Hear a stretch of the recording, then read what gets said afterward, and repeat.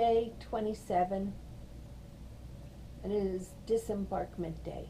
We wake up early so we can hopefully get off the ship early. We're not back at port yet because of having to stop at Amber Cove instead of Grand Turk. We were several hours behind, and they were unable to make up the time because the seas were very, very rough.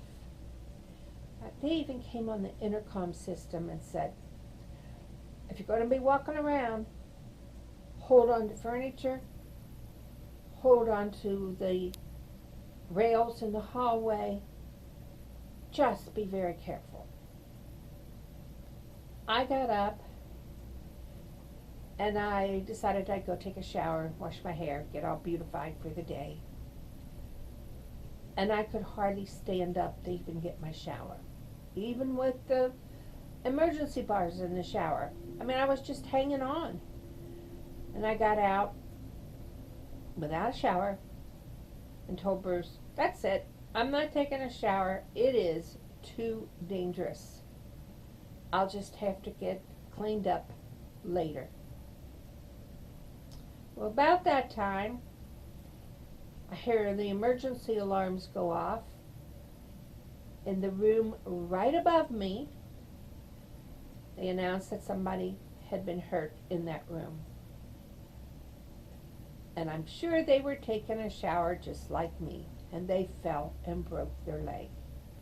We didn't get into port till about 9:30 or so, and I think all of us were very happy that this particular cruise was over.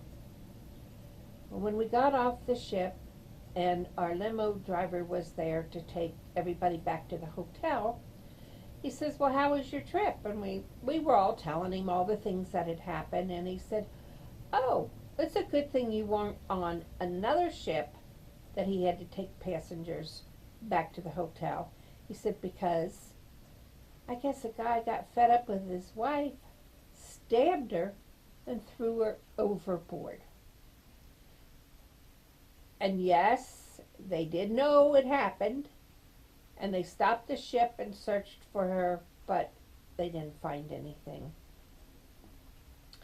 So he was put in the brig, and there is a prison or a jail.